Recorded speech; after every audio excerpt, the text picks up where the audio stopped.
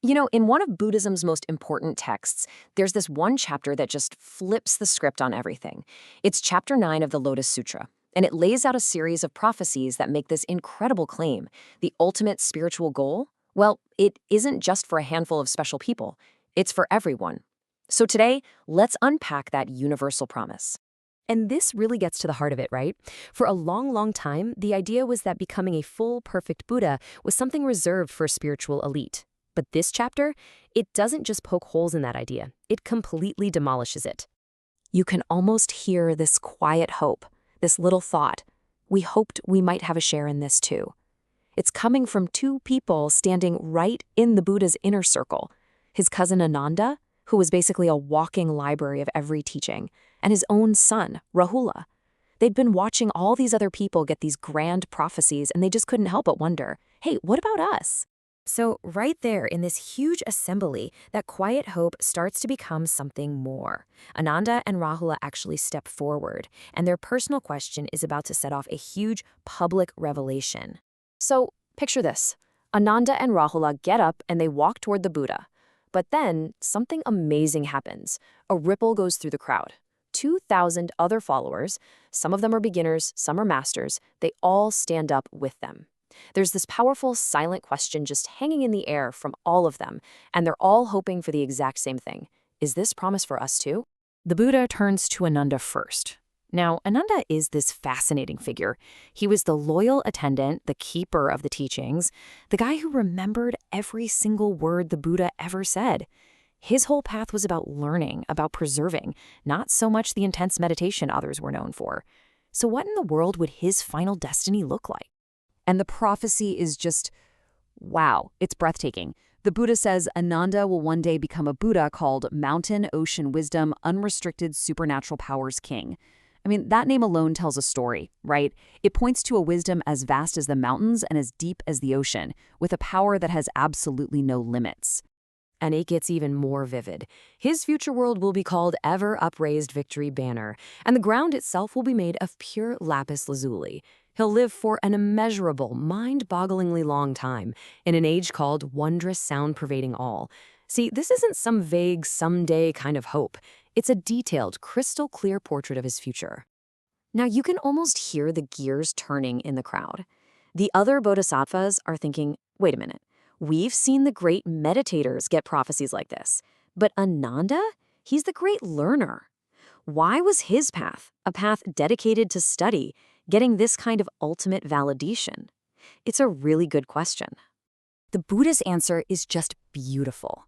It turns out they have this shared history that goes way, way back.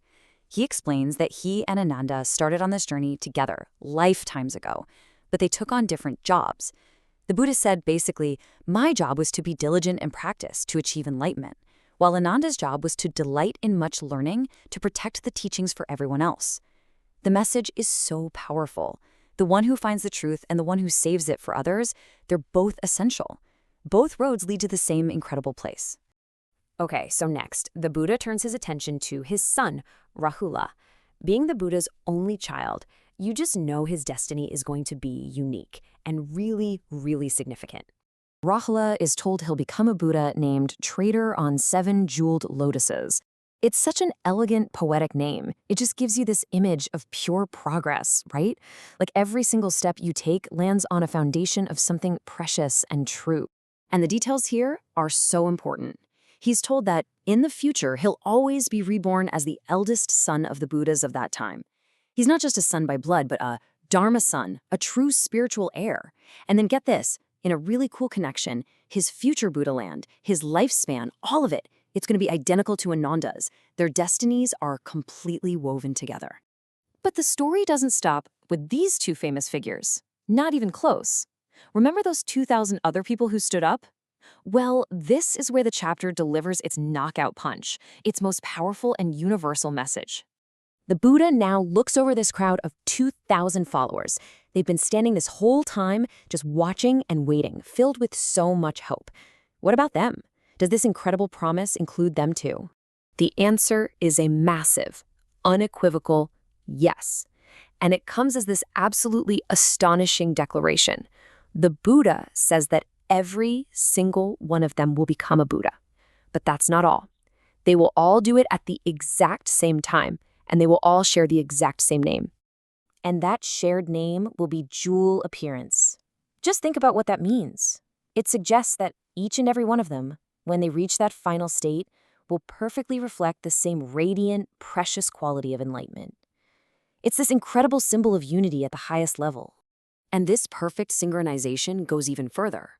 They'll share the same amazing Buddha land, have the same group of disciples, and even the same lifespan, one whole kalpa, which is an entire cosmic age. Their destinies aren't just running in parallel, they become one. It's like a collective blossoming of enlightenment. Okay, so let's zoom out. What's the real message behind these three mind-blowing prophecies? When you put them all together, they paint this truly inspiring picture of what the spiritual path can be. The big takeaway here really has three parts. First, it's about universal potential. This promise isn't just for the big names, it's for everybody. Second, it's about having valid paths. Ananda's way of deep learning is just as honored as the way of intense practice. And third, and this might be the most radical idea, it points to a collective attainment. The prophecy for the 2000 shows us that enlightenment doesn't have to be a lonely journey. It can be a shared destiny. So, how did those 2,000 disciples feel after hearing all this? Well, the text gives us this perfect image. It says their hearts were filled with a joy so deep, it was like being bathed in sweet dew. What a perfect way to describe that feeling of cool relief and profound satisfaction after waiting for so long. So, this ancient text really leaves us with a very modern question. It argues that this incredible jewel-like potential for wisdom isn't just for saints from long ago. It exists inside everybody, inside you. So if we really truly believed that, how would that change how we see ourselves? And maybe even more importantly, how would it change the way we see the person standing right next to us?